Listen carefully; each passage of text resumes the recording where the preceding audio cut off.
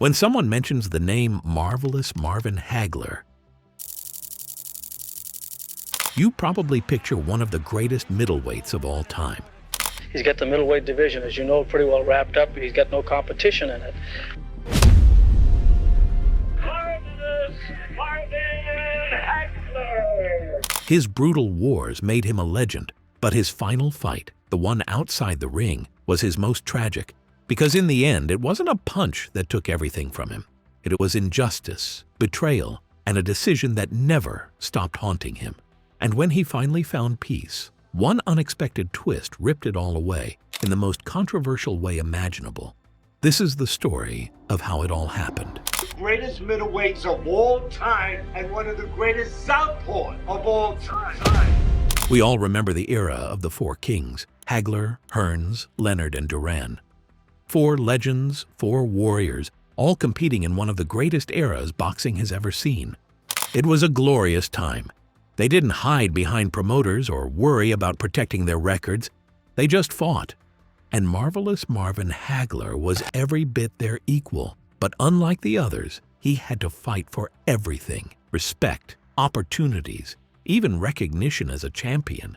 And even when he ruled the middleweight division, he felt the world never truly gave him the respect he deserved.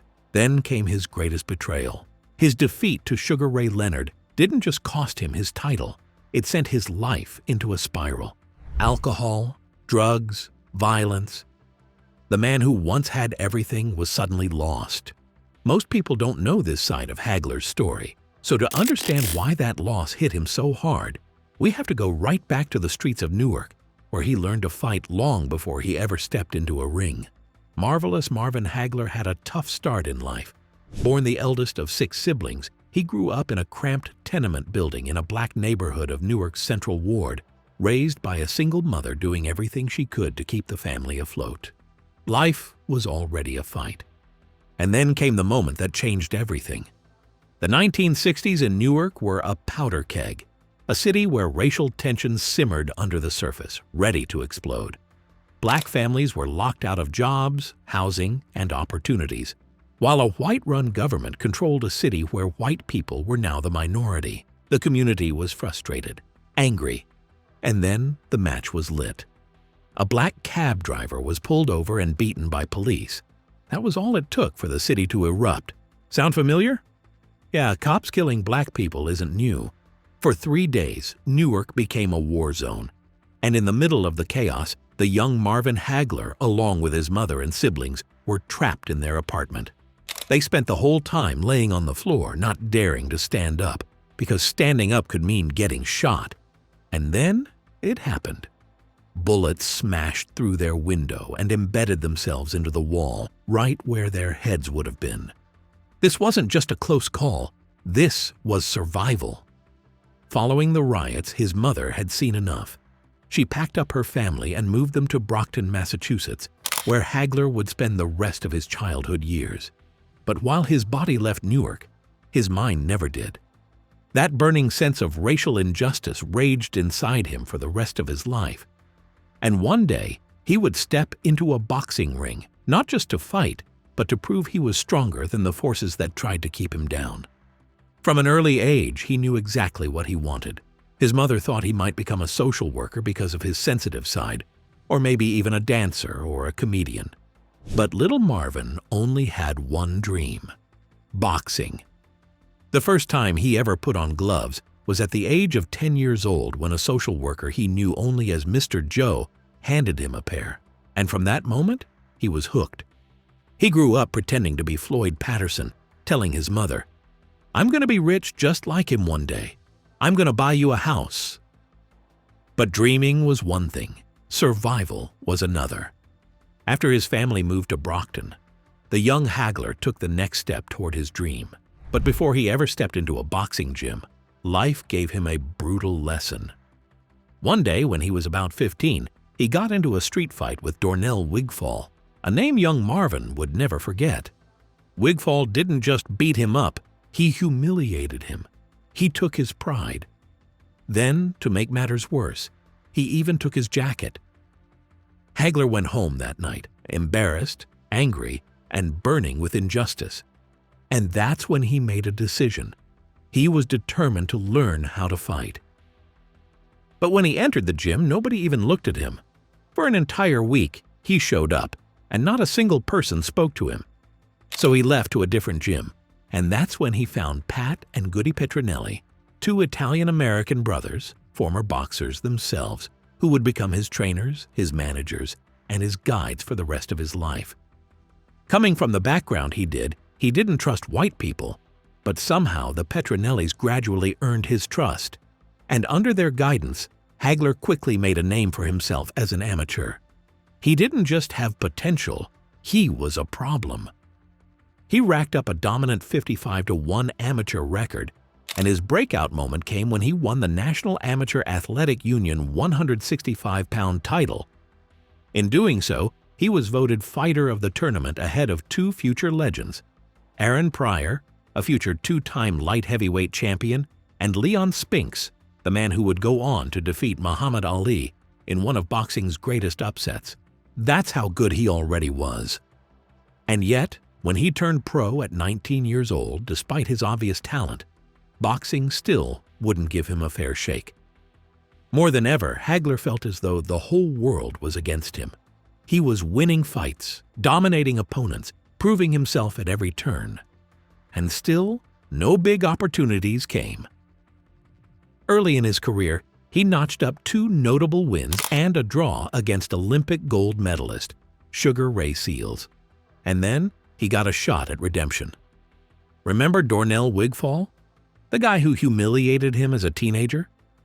Hagler didn't just fight him twice, he beat him twice. The second of these victories came by way of an 8th-round knockout, and knowing how driven he was by injustices, you can probably imagine how satisfying that was. Hagler took his first loss against Bobby Boogaloo Watts in his 27th fight. But his biggest test came 2 fights later when he took on Willie the Worm Monroe on just 2 weeks' notice. With barely any time to prepare, Hagler lost. But the fight was close, and Monroe gave him something even better than a victory. He gave him a rematch, and this time, Hagler destroyed him.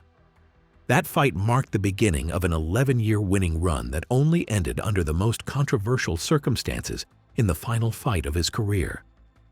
But we'll get to that soon enough. Even after avenging his loss to Monroe, Hagler still couldn't get his shot. Fight after fight, he kept proving himself, taking on the toughest guys no one else wanted to fight. Roy Jones Sr., #1 contender Mike Colbert, whose jaw he broke, Kevin Finnegan, who needed 40 stitches in his face after the fight, and bad Benny Briscoe. Hagler was doing everything right, and still, he wasn't given his first shot at the middleweight title until his 50th fight. 50 fights. That could only have reinforced what he had known all along. He was never treated fairly, not in life, not in boxing. And when his title shot finally came, he was ready to make the sport pay for every year it had ignored him. In a story that Hagler often liked to tell, Joe Frazier once told him that he had 3 strikes against him, that he was black, a southpaw, and he was good, and that's why it was so hard to get meaningful fights. For years, he was shut out. But then, finally, legendary boxing promoter Bob Arum took notice, and finally, Hagler got his shot. Caesar's Palace, Las Vegas. Across the ring stood the rugged Italian-American boxer Vito Antuofermo. Hagler dominated. Most people watching thought he had done enough. But to everyone's surprise, when the scorecards were read, a draw, Hagler could hardly believe it. Despite putting in a performance that should have crowned him the new middleweight world champion, Antuofermo kept his belts. And what made it even worse? He was so sure of his position in the fight that he took his foot off the gas towards the end. Had he gone for the kill, the belts would have been his. But there was no time for self-pity. Hagler knew how the world worked by now. Complain, and nothing changes. Keep winning, and they can't ignore you forever. He wouldn't have to wait long for another shot. After Vito lost his titles to British boxer Alan Minter, and then beat Vito again in a rematch, Minter made his second defense against Hagler, and this time he refused to be denied. The fight took place at Wembley Arena, London, in front of a hostile, overwhelmingly pro-Minter crowd. And yet the bout itself? Pure destruction. Minter, who had always been prone to cuts, was a bloody mess by the third round. 4 nasty cuts poured blood down his face as the referee stopped the action. The ringside doctor took one quick glance. It was over. At long last, Marvelous Marvin Hagler was the middleweight champion of the world. But instead of the celebration he had dreamed of, the arena erupted in rage. Beer bottles, glasses, chairs. They rained down on the ring as the crowd began to riot. Hagler's cornermen and local police quickly formed a human shield around him as they rushed him out of the ring. In yet another case of injustice that he always seemed to find himself facing, Hagler was robbed of his triumph. There would be no belts placed around his waist, no victory speech, no moment of glory. Instead, he was forced to flee as his limo outside was smashed to pieces. Some say Alan Minter brought this reaction on himself. Before the bout, he made one thing clear: no black man is going to take my title. He claimed those words were partly a response to Hagler's refusal to shake his hand when they were introduced. And in another instance, Kevin Finnegan claimed to have been similarly refused a handshake on the same night, with Hagler telling him he didn't touch white flesh. But whether it was meant as a racist remark or just a response to Hagler's cold demeanor, it poured fuel on an already dangerous fire. And the flames fully ignited that night in Wembley Arena. To this day, it remains one of the ugliest moments in boxing history. Even in victory, boxing found a way to deny him his moment. But if they thought this would break him, they didn't know Marvelous Marvin Hagler. He didn't just want the belt. He wanted to make sure no one could ever take it from him. And over the next few years, that's exactly what he did. In a later interview, Hagler showed a lighter side to his character. When asked how he felt about fighting abroad, he smirked and said, "I never fought broads. I have too much respect for them." It was a rare glimpse of humor from a man who had spent his entire life fighting against the odds. But by this point, he had grown a thick skin. Injustice didn't break him. It fueled him. With his brutal destruction of Alan Minter, Hagler's reign as undisputed middleweight champion officially began. Finally, he was a mainstream superstar, and one by one, he dismantled every challenger put in front of him.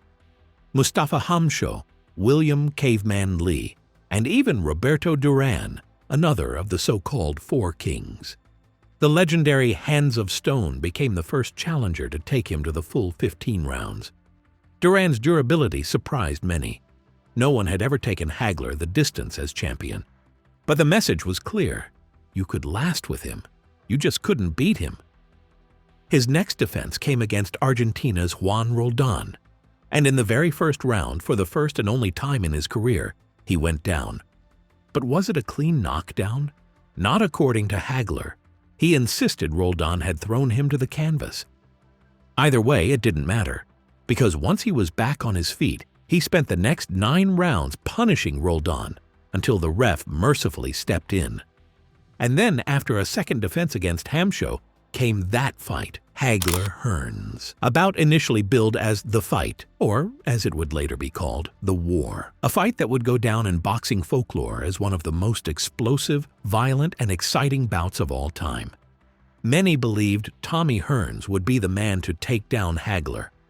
The hitman was stepping up in weight, but he brought serious firepower, 30 knockouts, a height and reach advantage, and a devastating punch that had left a trail of broken opponents. Most expected Hearns to box Hagler from a distance, to use his reach, his speed, his precision. But that's not what happened. That's not what happened at all. From the first bell, Hagler charged forward like he had a point to prove. Hearns met him in the center of the ring, and all hell broke loose. This wasn't boxing. This was war. Hearns caught Hagler early on with a shot flush to the chin. He staggered back, but only for a second. Then he did what he always did. He kept coming, walking through everything Hearns could throw at him. The bell rang with both men battered. with Hagler bleeding from a cut to his head. Then came round 3. By now, blood was pouring from his forehead.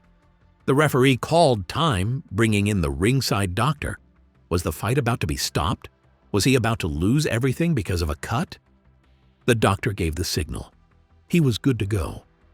And that was all Hagler needed to hear. He went after Hearns like a man who refused to be denied. He unleashed a huge right hand that stunned him, then followed up with a barrage of punches before crushing him with one final right hand. Hearns collapsed to the canvas. Marvelous Marvin Hagler had won the war. And in just 8 minutes, he had cemented his place in boxing history. Hagler fought for everything he had ever earned, and once he became undisputed middleweight champion, he refused to let it go. His reign was the second longest of the 20th century, built on discipline, suffering, and pure will. Before each fight, he disappeared to Cape Cod, calling it jail. Fresh sparring partners every round, running in army boots, because training shoes are for sissies. And total isolation, staring at the cold, hard sea, alone with his thoughts. And yet, even as he suffered, success brought new challenges. One of boxing's most memorable quotes was when he said, "It's tough to get out of bed to do road work at 5 a.m. when you've been sleeping in silk pajamas." But that's exactly what he did. Every single time.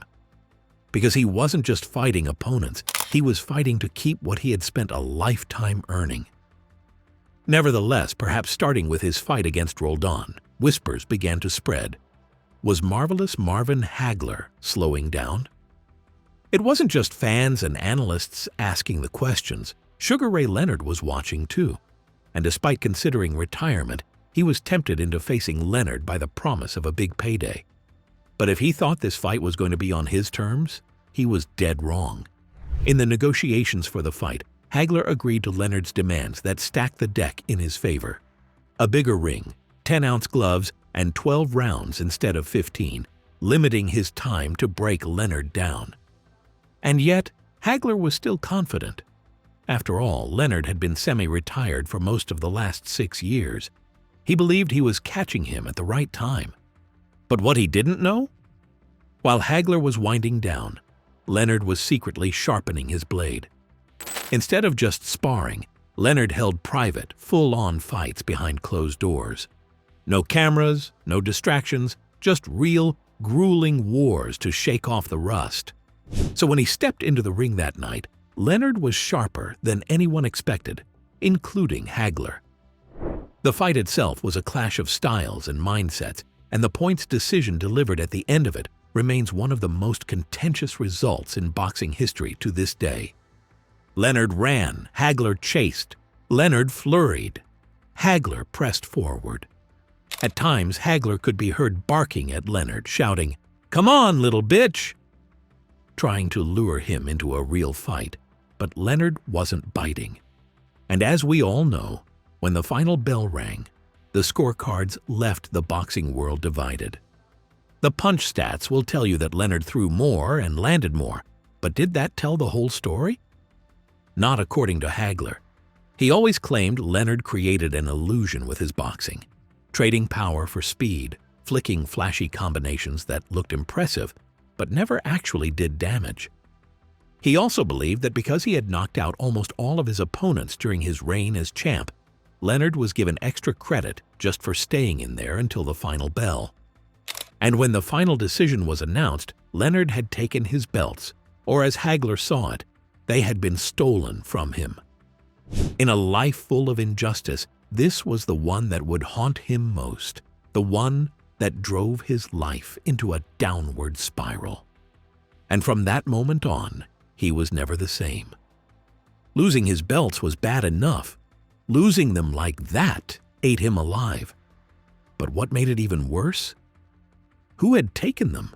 For his entire life, he had been fighting for recognition, ignored at his first gym, forced to wait 50 fights for a title shot, robbed against Antuofermo. There were even the beer bottles that rained down on him and denied him of his moment of glory. And the whole time, the lack of recognition he felt he received from the boxing media and fight fans. He had done everything the hard way. And then there was Sugar Ray Leonard, the golden boy, the media darling, the star. Leonard had always been treated as royalty, while Hagler had been treated as an afterthought. Leonard got the big paydays, the adoring fans. He got the respect Hagler had spent years bleeding for. And now, Leonard had taken his belts too. It burned Hagler to his core. He didn't just resent the judges. He blamed the Petronellis, his longtime trainers, for sending him out with the wrong tactics. But worse than that, he took it out on his wife. After the fight, Hagler became a different man, distant, cold. He was an emotional wreck and spent his days sulking and crying. And then came the final blow. The week before the fight, while he was in camp, he received the news that his mother-in-law had died. He was close to her. He wanted to be there for his wife, but boxing came first. He stayed in camp. He missed the funeral, and the guilt followed him into the ring. After the loss to Leonard, his whole world was falling apart. He began drinking heavily. There were even whispers of cocaine use. And then, one night, it all boiled over. In the middle of an argument with his wife, Hagler snapped. He threw her out of the house, and in the heat of the moment, he pushed her and smashed their car with a rock. She immediately contacted a high-profile divorce lawyer. In the end, she never followed through with the case, but the damage was done. Their marriage was over. Hagler later claimed the split had nothing to do with the Leonard defeat. But if we're being honest, losing that night didn't just cost him his belts, it cost him his family, too. In the aftermath, Hagler wanted revenge. He desperately pursued a rematch, but Leonard dodged him. Time passed, and he eventually walked away from the sport for good. He moved to Italy, remarried, learned Italian, and even had moderate success as an actor in Italian films. And then, after all that time, Leonard finally came calling. He offered Hagler a lucrative rematch. But by then, he had moved on. He had found peace. And so, the rematch never happened. That should have been the end of the story. But it wasn't. Because at just 66 years old, Marvelous Marvin Hagler died unexpectedly, and his sudden death was surrounded by controversy. Although he spent most of his time in Milan, Italy, Hagler also had a home in New Hampshire. It was during one of his stays there that he unexpectedly fell ill.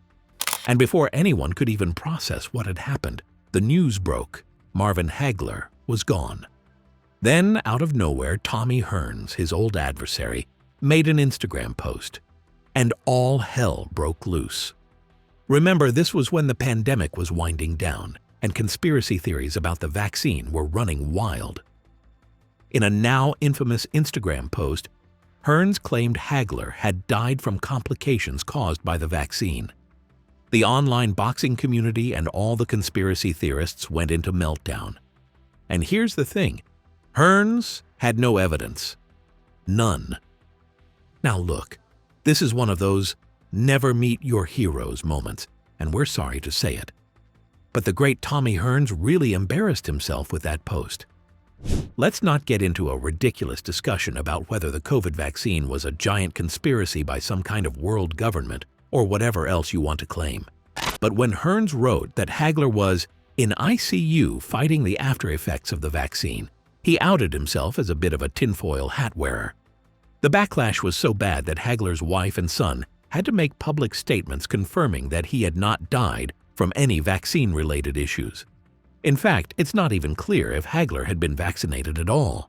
As strangers, we're not entitled to his personal life, so we'll never actually know the real truth behind his sudden passing besides natural causes, which gives some weirdos reason to go rampant. But having such wild and trivial rumors circulating after he passed is an insult to his name. He deserved better than to have his death turned into a conspiracy theory. And so Marvin Hagler was taken away too soon, but his incredible legacy remains. He always felt underappreciated, so much so that he legally changed his name to Marvelous Marvin Hagler just to force broadcasters to acknowledge it. And honestly, can you blame him? He was always convinced the whole world was against him, and his experiences of growing up in Newark and living through the riots allowed him to go to dark places in the ring that most men wouldn't dare venture and still emerge victorious on the other side. Today, he is rightly regarded as one of the greatest middleweights of all time, and his place in the pantheon of boxing legends is secure. His fight against Hearns in particular will never be forgotten, along with many of the other gripping nights he gave us. How do you remember Hagler? Was he underappreciated during his time? Or do you think he just always had a bit of chip on his shoulder? And what do you think about the controversy surrounding his death? We know you've got plenty to say about all of this, so drop your thoughts in the comments below. And if you enjoyed this video, make sure you like, subscribe, and hit the notification bell before you go. See you in the next one!